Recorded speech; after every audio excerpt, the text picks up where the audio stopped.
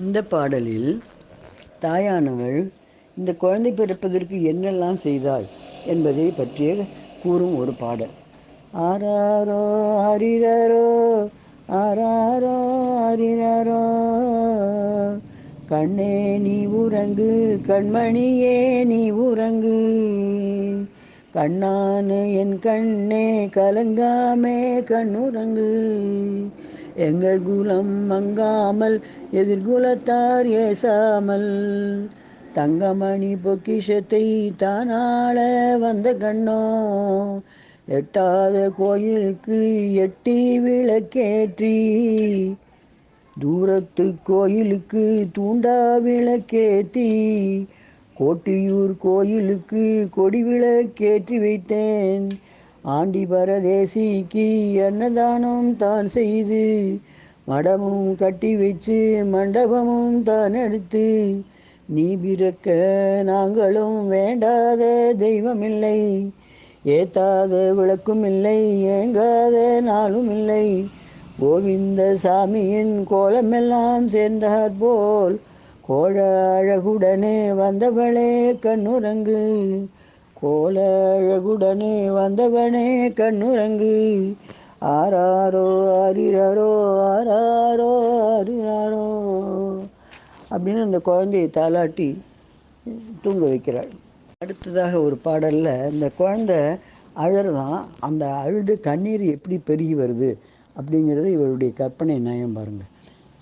ஆறிரண்டும் காவேரி அது நடுவே ஸ்ரீரங்கம், ஸ்ரீரங்கம் ஆடி திருப்பார் கடலாடி, தைப்பூசமாடி தவம் பெற்று வந்த கண்ணோ, யாரடிச்ச கண்ணீர் ஆராய் பெருகியது, ஆரா பெருகியதில் ஆணை குளிச்சேரி, குட்டையாய் தேங்கியதில் குதிரை குளிச்சேரி, தொப்பமாய் தேங்கியதில் தொப்பையன் குளிச்சேரி, ஆராரோ ஆரிரரோ ஆராரோ ஆரிரரோ, வாய்க்காலா தேங்கியதில் வழிபோக்கர் காலலம்பி, வாரான்னு சொன்னாலே வாடாதோ உந்தன் முகம், ஆராரோ ஆரிரரோ ஆராரோ ஆரிரரோ.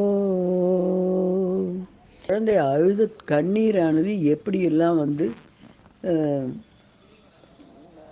விழும், அதில் என்னெல்லாம் நடக்கும் அப்படிங்கிறது அவளுடைய கற்பனை திறன் மிகவும் அபாரமானது.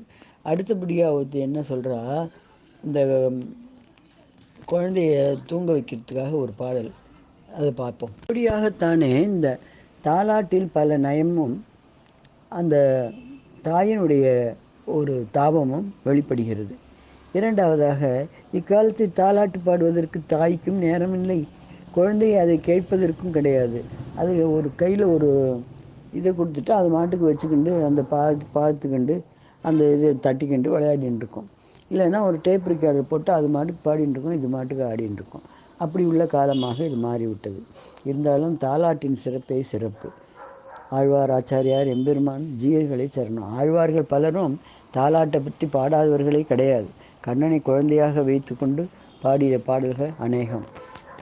ஆழ்வார் ஆச்சாரியார் எம்பெருமானார் ஜீயர் திருவடிகளை சரணம்.